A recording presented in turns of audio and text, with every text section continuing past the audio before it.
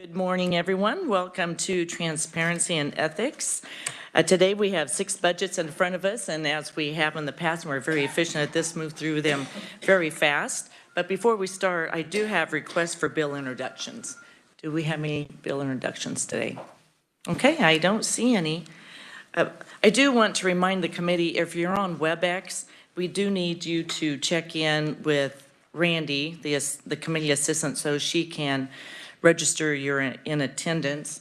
And due to the lack of some members, I am going to allow members on WebEx to vote. We need 6 people for a quorum, and if anyone's on WebEx, we would need that 6th person to send out these budgets, unless someone else comes in the room as well. Well, first we have a Governmental Ethics Commission. We have the budget overview by Research, Jennifer Light. Good morning, Jennifer. Good morning, Madam Chair. Good morning. Good morning, Madam Chair, members of the committee. My name is Jennifer Light. I'll be here to talk about Governmental Ethics Commission. The 2022 legislature approved a budget of just over $750,000, including just over $487,000 from the SGF fund in expenditures for fiscal year 2023. At the top of page 2 is a budget highlights for fiscal year 2023. The agency submitted a revised estimate of just over $751,000, including just over $487,000 SGF. This is the same amount approved by the 2022 legislation. In the middle of page 2 is a budget highlight for fiscal year 2024. The agency requests just over $808,000, including just over $531,000 SGF for fiscal year 24. This is an increase of just over $56,000 above what they requested in 23. The request includes an SGF increase of just under $44,000 above the fiscal year 2023 revised estimate. The request includes a salary increase for just under $40,000 SGF to provide salary increases for multiple positions after a salary study was conducted. It also includes an additional $8,000 in employer contribution expenditures and an increase in commodities due to anticipated printing of education and guidance documents. The increase in commodities is about $1,000. Top of page 3 is fiscal year 2025. The agency requests just over $813,000, including just over $530,000. This is SGF. This is an increase in all fund sources of just over $5,000. The request is an SGF decrease of $333. This includes an enhancement to continue fiscal year 2024 salaries increases. There's a slight decrease in employee contributions, and then there is an increase in contractual services just under $6,000, which is attributable to increased postage expenditures due to it being an election year. The agency requests 8.5 FTE positions for all 3 years, and the governor concurs with the agency's request for all 3 years. I'll now stand for questions. Thank you, Jennifer. You did a very nice job in a very short amount of time. We have 7 minutes for each budget for deliberation and comments as well. We do have, I'll say, Senator Dahl, we do have Mark Skolin, Executive Director, Kansas Governmental Ethics, on WebEx with no written testimony, so he would be available for questions also. So, Senator Dahl. Thank you, Madam Chair. How many full-time employees do you have? The agency has 8.5 FTE positions. How many are empty now? I do not have that information in front of me. I can get back to you. Mr. Skoglund may have that information in front of him. If he doesn't, I'll make sure to get that answer for you. Are there any other questions? Mark, would you have any comments? Would you like to say anything before we deliberate? I'm available for questions. To answer the senator's question a moment ago, we have 8 full-time positions. Our 1 part-time position is the investigator, and I appreciate the opportunity to be on WebEx. Sorry, I always love to be in person, but my daughter unfortunately got sick over the weekend. It's been a great weekend for everybody over here. Well, thank you, Mark. And we have said this before in committee, we appreciate all your staff helping us through our reports through the years, so thank you very much. Do we have any other questions for the analyst or for Mark? Senator Francisco. Thank you, Ms. Madam Chair, probably for Mark. So the difference between the actual expenditures and the requests, was that not funding some of the positions? It's about $50,000. In fiscal year 23, The actual expenditures for fiscal year '22 were about $50,000 less than what the agency requested in 2023 and less than 2024. So I'm wondering if the actual expenditure reduction was because of unfilled positions. that is a sizable portion of that amount.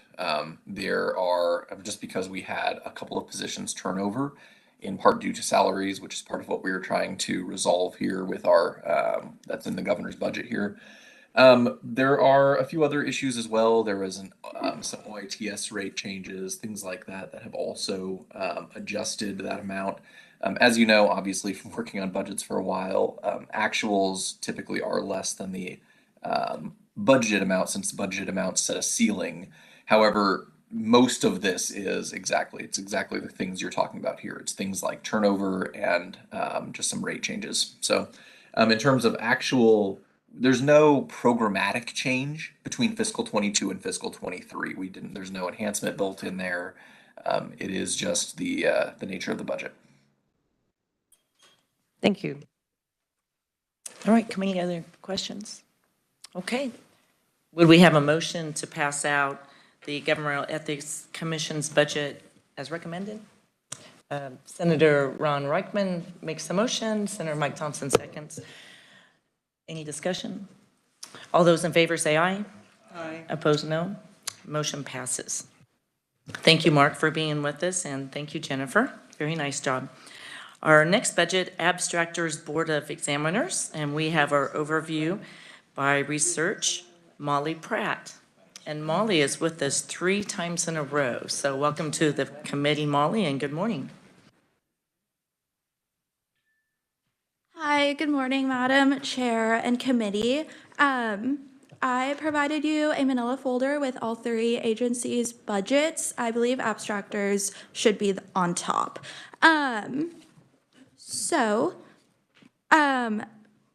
The 2022 Kansas Legislature approved a budget of $25,717, all from the Abstractors Fee Fund for the Board of Examiners in fiscal year 2023. On page 2, you will find the budget highlights for fiscal year 2023 through 2025. And as you can see, the governor concurs with all 3 of the budget requests. On page 3, you will see the budget summary by category of expenditures. The Abstractors Board of Examiners is a relatively small agency. They do not have any full-time positions. However, they do have an executive secretary. Salaries and wages comprise around 83% of the budget request for each year. The only source of funds for the agency is the fee fund. They generate revenue from annual license fees and examination fees. For fiscal year 23, the agency requests $25,717 from the fee fund, which is the same amount approved by the 2022 legislature. The governor concurs with the agency's recommendation or request. Fiscal year 2024, there is a decrease of $6 in their request. The agency requests $25,711. The governor also concurs with this request. And finally, for fiscal year 2025, the agency requests an increase of $12 for a total of $25,723, again, all from the fee fund. And the governor concurs with the request. That concludes my presentation for this. The executive secretary, Ms. Sean Herrick, is here to answer any questions as well, if you have any. Thank you, Molly. So Sean Herrick, Executive Director, Abstractors Board of Examiners. Would you like to say a few words to us or just let us ask you questions? That Molly did a wonderful job. Well, come on up, Sean. And then we'll ask questions to both of you if we have. Thank you. Okay. Welcome to the committee, Sean. I'll make it real short and sweet here. This is my fourth time through the process, taking over for Glenn McQueen, who was there for over 30 years, and passed away last January, and his assistant Patricia was with him for over 30 years, both in their 80s when they decided to retire. And I happen to work for the Kansas Land Title Association, which is basically, not basically, it is the same people as those abstractors. There's very few abstractors out there that aren't title agents now. And an awful lot of those abstractors are retiring, selling their businesses. And so the stability of the number of employees is remarkably doing well right now. But we're going to see a dive in those because not only abstractors, but title agents trying to get people into that industry. The good news is the companies out there are trying to get some abstractors in their office. We tested last October 3rd, we tested 10 sitting for the exam. And years ago, I guess they used to have 30 or 40 sitting for exams, and the last few years, 1 or 2 or 3, maybe 2 times a year. And we had 10, 3 of them passed the first try. Those were old timers that had been in the business forever and just needed to get their abstractor's license and tested. So the companies are trying to regenerate some abstractors in their offices. I'm about half through the renewals for this year. Seemed to be a little slow. I know that the industry was really busy up until about a month and a half, 2 months ago, and then things just dove. The market stopped. I'm sure you've heard the real estate market has slowed. Also, their E&O insurance, they have to send proof of insurance before I can give their license, so that came in a little slower than normal. But I'm about half done for the year for 2023. I think you can see the numbers in my testimony. I can tell you if you're interested. 116 have renewed for the employee licenses. 123 have renewed for the operative licenses. And we do have our next exam scheduled for March 27th. Tentatively, we have to make sure our venue is available for us to conduct those exams. So I will stand for any questions. Thank you, Sean. Senator Thompson. Just one quick one. I noticed a big bump from on the contractual services from 510 this year to about just under 4,000 for going forward. What was that bump in the contractual services? Am I looking at the Abstractors Board of Examiners, right? 510 to 4,000. I don't think we have any contractual services. Okay, I'll let her. Molly, come on up. Be the state that, because that's the only service we get. Is Maybe that's what it is, yeah. okay. Hi, I might be able to shed light on that.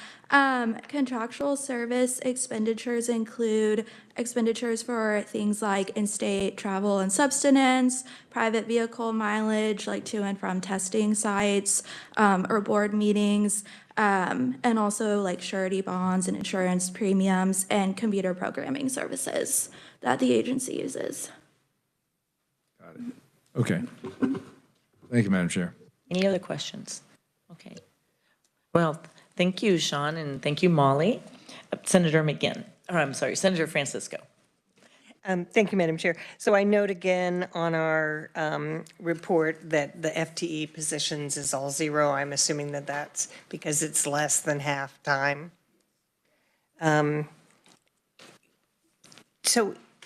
understand that that's the way the computer reports less than half time is 0, but it might be very helpful if that could be changed on the reports. Can you go in and manually change that as part of the report? I think Amanda can help with that answer. That would be something we'd want to run by JG and KLRD, because that's kind of a big deal for them up higher up with DOB. I would appreciate it if you would sort of ask them, because I think it gives a false impression if it looks like there isn't anyone doing anything at the agency, and there is an individual who's been very responsible and come to the meeting. And we heard that last week as well, so that might be a common theme that we can take back to research. Any other questions? All right.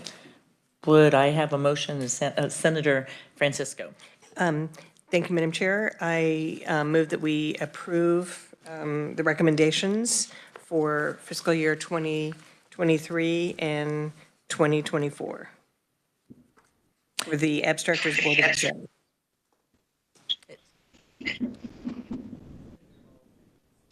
Do we have any discussion? Right, all those in favor say aye. Opposed, no. Motion passes. Senator, if I may, I will, Do we need to modify that to 25? Or yes, yeah, one to more include year. 25. So if we can change the motion 23, I would be 24, and 25. happy to make that motion to add 2025. And and Senator Dahl seconds, okay. So all those favors say aye. Opposed, no. Motion passes. Thank you, Molly, for catching that for us. All right, you are up next again with Board of Accountancy. So Molly Pratt with Research. Hi again, Madam Chair and committee members. I am here today with the Executive Director of the Board of Accountancy, Ms. Susan Summers. So the Board of Accountancy adopts and amends rules and regulations that govern the practice of accountancy, such as the educational qualifications of licensees and the professional ethics by which accountants must abide. The board also has the power to investigate whether a firm or an individual violated ethical standards and/or rules and regulations. The 2022 Kansas Legislature approved a budget of $453,894, all from the Board of Accountancy Fee Fund, and expenditures, as well as 3 full-time employee positions for the Board of Accountancy in fiscal year 23. On page 2, you will find the budget highlights. The agency submits a revised estimate of $453,894 for fiscal year 23, and this is the same amount that was approved by last year's legislature. And the governor concurs with the agency's estimate. In fiscal year 2024, the agency requests $482,372, as well as 3 full-time employee positions. The governor concurs, and also in 2025, the agency requests $426,097 from the Board of Accountancy Fee Fund. This is a decrease of about 12% from the requested amount for fiscal year 24, and the governor concurs with that request. And I will get into a little bit more of the details about the agency's request in a moment, but on page 4, you'll find the chart of expenditures highlighting exactly where funds are spent. The board receives its revenue from 4 sources of fees: CPA certificates, permits to practice, firm registrations, and fines. The agency estimates that expenditures will increase in fiscal year 23 through 25, partially due to the executive director planning to retire, so she will be training a new executive director.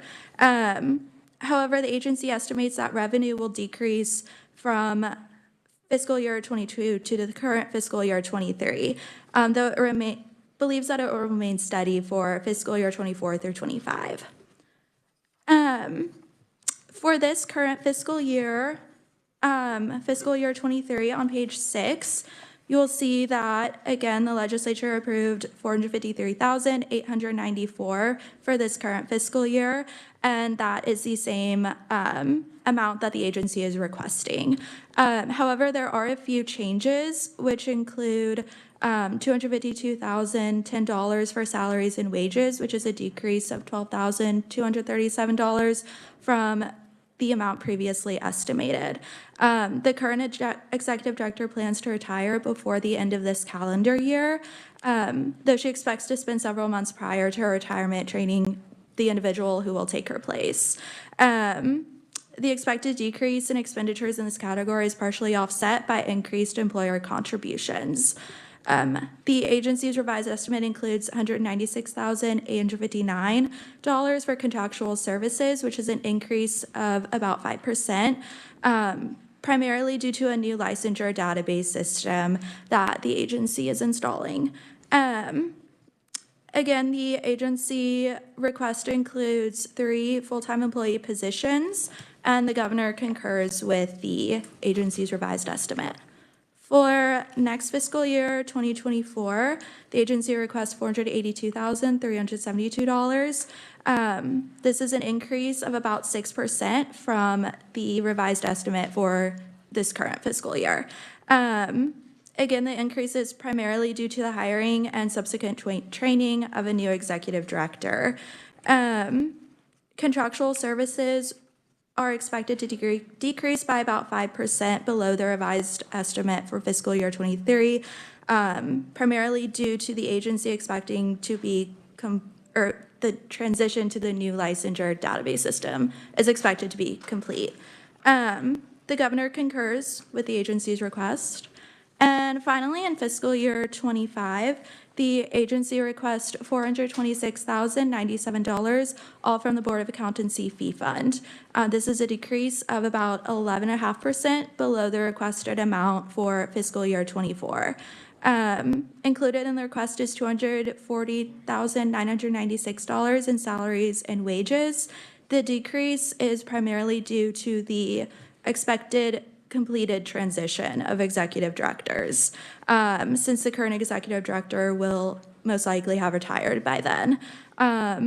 Contractual services are also expected to decrease, and the agency continues to expect to have 3 full-time positions, and the governor concurs with this request. Thank you very much, Molly. And we do have Susan Summers, Executive Director, Kansas Board of Accountancy, here with us. We have no written testimony, but if you'd like to say a few words, we can tell you happy retirement, if you like. Susan, and sorry to see you leaving. Well, I'm not on yet. Happy retirement. It keeps dragging out. I want to clarify something that Molly said.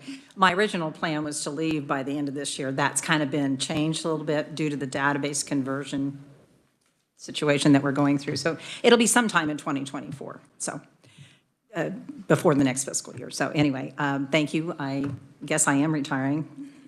She's said it 14 times, so I guess I am officially retiring. So be happy to answer any questions that y'all have. Do we have any questions, committee? Molly ran through that very, very well. Thank you very much. And so will we see you again next year then, Susan? That's a possibility. All right. Well, maybe it's not farewell, so. All right. I don't see any other questions. Really well done. Would I have a motion to, Senator Reichman makes the motion to send out the budget for the 3 years. The second, Senator Francisco. Any discussion? All those in favor say aye. Opposed, no. Aye. Motion carries. Thank you very much. Thank you.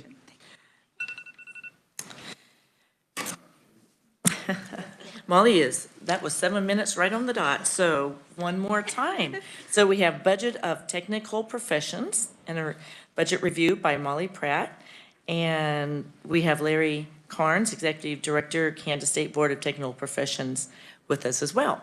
So you go ahead and start, Molly. Hello again, committee members. This is the last time you'll be hearing me speak today. So as Senator Bowers said, the Executive Director for the Board of Technical Professions, Mr. Larry Carnes, is here today with us. The Board of Technical Professions provides for the protection of the health, safety, and welfare of Kansans by ensuring that the practices of architecture, landscape architecture, engineering, geology, and surveying are carried out only by those who are proven to be qualified in one or more of those areas. In 2022, the legislature approved a budget of $805,483, all from the Technical Professions Fee Fund, and expenditures as well as 5 FTE positions for the board in this current fiscal year. The agency submits a revised estimate of $805,483, all from the fee fund, which is the same amount approved by the 22 legislature. Notable adjustments include about $346,000 for salaries and wages, which is a decrease of about 4% below the amount approved. And this is the amount the agency needs to maintain existing staff and services. Also included is about $450,000 for contractual services, which is an increase of about $15,000 above the amount approved. This is primarily due to contractual agreements between the agency and legal counsel and technical investigators, as well as expenses for board meetings and hearings. The governor concurs with that revised estimate.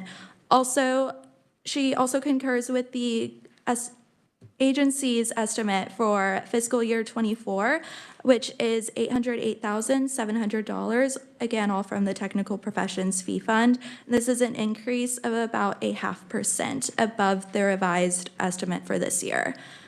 In fiscal year 25, the agency requests $810,850, all from the Technical Professions Fee Fund, which is an increase of about 0.3% above the agency's fiscal year 2024 request. And the governor also concurs with the agency's request for fiscal year 25. On page 4, you will find the budget summary by category of expenditures, as well as an explanation of the Technical Professions Fee Fund. The only source of funds for the agency is the fee fund. The revenue deposited into the fund provides financing for all agency operations. The agency generates its revenue from application fees, licensure fees, and civil fines. The fee fund has maintained an ending balance, a pretty high ending balance since at least fiscal year 22. However, the agency anticipates that expenditures will increase in fiscal year 23 through 25, while revenue will remain relatively the same. On page 6 is a detailed explanation of the fiscal year 23 analysis. The agency submits a revised estimate of $805,483. And like I said previously, salaries and wages are included in this, as well as about $450,000 for contractual services. This is due to increased fees for legal counsel and technical investigators with whom the agency contracts, as well as increased computer programming services, data processing services, and database access fees. Capital outlay is included in the amount of $2,000, which is a decrease of about 50% below the amount approved by the 22 legislature, but it will still allow the agency to have enough computer and storage equipment. Also included is 5 full-time positions, and the governor concurs with this revised estimate. On page 9, you will find the fiscal year 2024 analysis. The agency requests an increase of about increase of $3,237, or about 4% above the 23 revised estimate, for a total of $808,720. Included in this is about $360,000 in salaries and wages, which is an increase of about 4.5%, just due to employer contributions for fringe benefits, including group health insurance. Contractual services are expected to decrease by about $12,000 below the fiscal year 23 revised estimate due to out-of-state travel, including subsistence and private vehicle mileage. The governor concurs with this request. And finally, fiscal year 2025, there is an increase of $2,130, or 0.3% overall, above the agency's fiscal year 24 request. And the main adjustment is salaries and wages above the fiscal year 24 request due to increased employer contributions. Once again, the agency is requesting 5 full-time employee positions, and the governor concurs. And with that, I am done presenting for the day, Thank aside from you. answering questions. Thank you very much. Molly, you're very thorough. We really appreciate that. So we also have Larry Carnes with us. Would you like to say a few words, Larry, or just be here for questions with the committee? I know you're pressed for time. I'll just, happy to stand for questions. I did present some testimony that talks about what our agency does and our sources of revenue. And I notice you're not anywhere near your cap. So that's, we do see some agencies that are right there, and yours is very, very nicely placed. Thank you. Any questions for Larry and Molly? Senator Dahl. Thank you, Madam Chair. Page 4, I'm sure there's a great explanation, but salaries and wages went up like a little less than $50,000, but contractual services also went up about $150,000. Usually that goes down when salaries go up, or because less things are contracted out. Can you give me an explanation on that? Well, first of all, what we did we have 5 full-time FTEs. We only have 4 employees. And so some of that was a reduction in salary savings. I think I heard 4% or something like that. We did give some raises to the existing 4 employees. The other thing is contractual services. A lot of that is our agreement with the Attorney General's office for legal fees and hiring outside investigators to investigate complaints.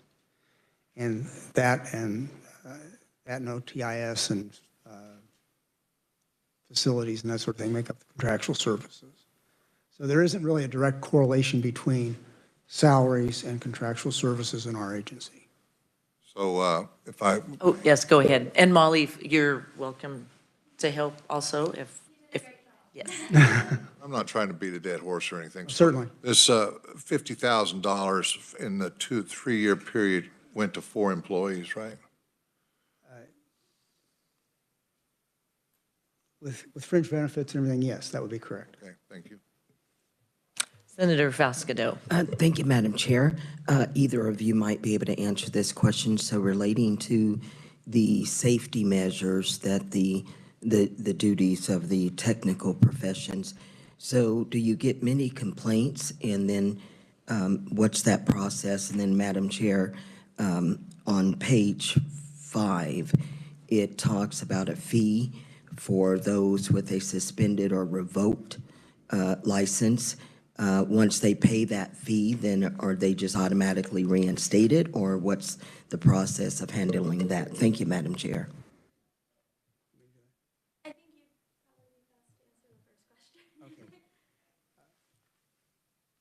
Oftentimes, the license has lapsed and they just reinstate it. It's not necessarily revoked.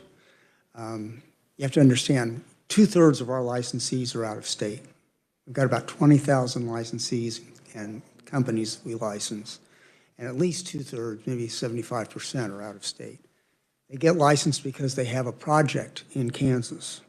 When that project is done, they may or may not decide to maintain that license, and then they may come back a year or 2 later, have another project, and reinstate the license. Does that help? Yes. Thank you. Oh, Madam Chair, the process of, do you get many complaints, and how do you handle those of the duties of the technical professions? Thank you. We initiate some complaints, and we get complaints from the public. It varies from year to year, the number of complaints. A lot of the complaints are dismissed because they don't have any merit.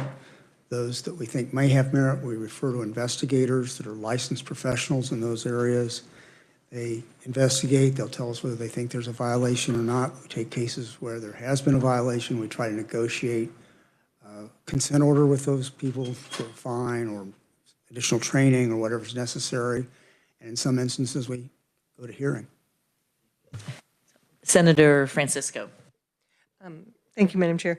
I just wanted to note that although the comment was made that the agency anticipates that expenditures will increase through 2023 to 2025 while the revenue remains relatively flat, I still do see an increase in the ending balance. So I hope that you will look at the licensure fees, because I don't know that we need 3 times the ending balance. But The if biggest there are no source- other questions, I would make a motion. Go ahead. Larry, would you like to respond? I was just going to say that our largest source of revenue is renewal fees. And it varies from year to year how many renewals we're going to have because, like I said, the projects that are in Kansas are not in Kansas. But currently, our renewal fee is $35 a year. Very reasonable compared to other states. And I hesitate to reduce it any lower, even though we do have significant funds in reserve. And we also are concerned that there could be some liability at some point. Thank you. Thank you. So Senator Francisco. Well, I was going to say, I think only the reissued license fees are at the cap for the statutory limit, but the 35 does seem very reasonable. Okay, thank you. Madam Chair, I would make a motion that we approve the fiscal year 23, 24, and 25 budgets for the Board of Technical Professions. So we have a motion from Senator Francisco, a second from Senator Thompson. Any discussion? All those in favor say aye. Aye. Opposed, no. Motion passes. Thank you very much, Molly, for your time and for being with us, Larry. Next, we have Real Estate Appraisal Board. We have an overview by Amanda Prosser. Good morning, Amanda. Good morning, Chair and Committee. And yes, I'm Amanda Prosser with KLRD. The first budget I'll present to you is the Kansas Real Estate Appraisal Board. This will be presented to the House on Friday of this week. And behind me, we have Director Sally Pritchett, waving from the back. Similar to other budget analysis documents of KLRD, the first couple of pages on the document in front of you is the executive summary. Through statute, Kansas Real Estate Appraisal Board is an agency that submits a biennial budget, which is why you see fiscal year 2022 actual data and then years 23 through 25. This is entirely a fee-funded agency with no state general funds, and depending on which page of the report you're looking at, you may see that idea titled as All Other Funds or Special Revenue Funds. The fees are collected from licensure and examination of real estate appraisers, as well as registration of appraisal management companies. Previously, the legislature approved a budget for Real Estate Appraisal Board of just over $353,000 for fiscal year 23, coming entirely from the appraiser's fee fund. There is no change in the board's request of revised expenditures for this current year. This number increases to $357,000 for fiscal year 24. This is approximately 1% above the previous year and accounts for slightly higher costs for IT services and travel. Then in 25, the agency is requesting just south of $363,000, which is about 1.5% higher than their 24 request. Looking at page 5 gives you a little insight into the appraiser fee fund. The board has reduced several of its fees over the past few years, including reducing their appraiser renewal fee, which was $275 but is now $150, and the appraisal management company renewal fee, which was previously $1,500 but is now $900. The reduction in fees is then, as you might expect, reflected in the declining yellow line, which indicates the ending balance in the fee fund. The board has noted consideration in raising some of the fees again, but of course would still be underneath the statutory maximum. Lastly, to note, current language in the appropriation bill allows the board to transfer up $20,000 from the appraiser fee fund to the special litigation reserve fund in 23. The Real Estate Appraisal Board does request that this language be included in the appropriation bill for this to happen in 24 and 25. They don't anticipate transferring much, but they would like the language to be in there. I don't have much else to explain for this particular board. If you have any questions, I'm happy to stand. Thank you, Amanda. Very nice job. Do we have any questions for Amanda? Very thorough. Very nice. If we have no questions, we have no one from the agency here. So We do have Sally Pritchett, but I don't think she had any plans for testimony. So sorry, Sally. Well, oh, I'm sorry, Sally. Yes. And you had to introduce her too, Amanda. So, well, welcome to the committee. Sally, do you have anything to add? I really don't. Oh, wonderful. So any questions for Sally? So, okay. All right. Well, thank you for being with us. We really appreciate that. And at this point, I'm ready for a motion. Senator Reichman makes the motion to approve the budget. Senator Thompson seconds. Any discussion? All those in favor say aye. Aye. Opposed, no. Motion passes. Thank you, and you're up again, Amanda, and So the Sally, you're next welcome to one- stay with us. Yep, we're going to go ahead and go through the Real Estate Commission, also known as KREC. Again, just so I'm verbally saying it, I'm Amanda Prosser with KLRD. And behind me, we do have Executive Director Eric Weisner. Happy to answer questions after me if you have any. So again, everything is pretty much the same. As I previously stated, this is a biennial budget. They too are entirely fee-funded. Again, no state general funds.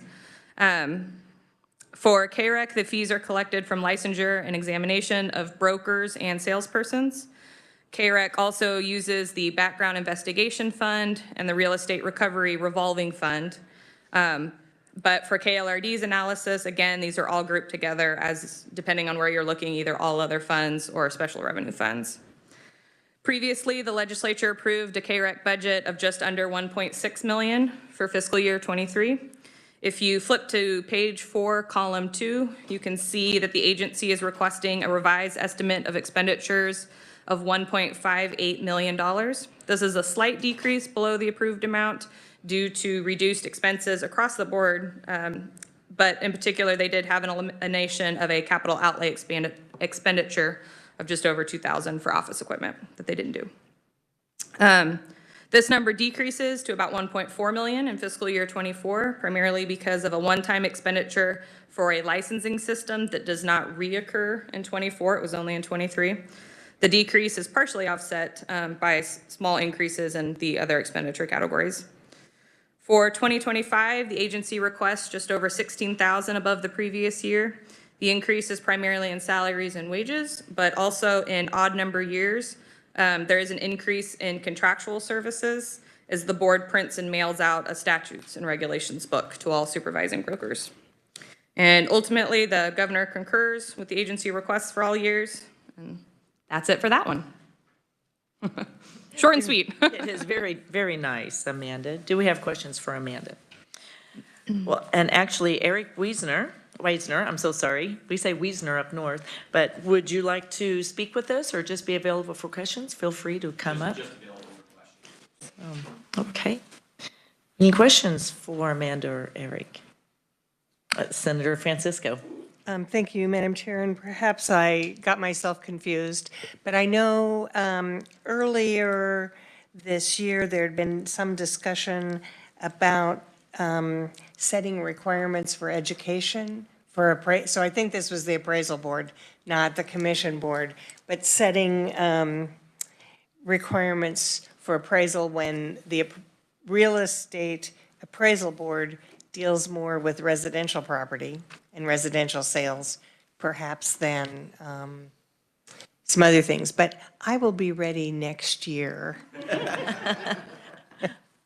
And we may hear more about that, but I was trying to think and look up on the Licensure Act, but appreciate that, and I know it's helpful for those who are managing sales to have oversight. Any other questions, committee? Well, wonderful. Thank you for being with us, Eric, and Amanda did a nice job. Would I have a motion to pass out the budget?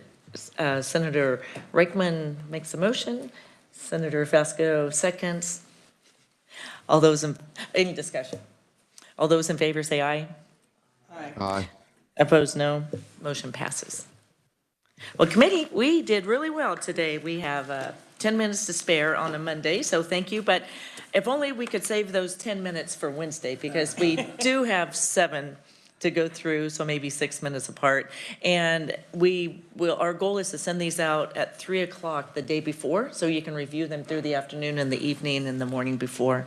That's our goal. We've been able to do that each time. And for those listening in on WebEx, if you can stop by the office or email Randy so she knows you're on WebEx, that she's always not able to connect, and we don't want to count you absent, just in case. So I believe that's all we have on our agenda today. Very good work. And we'll see you Wednesday. We're adjourned.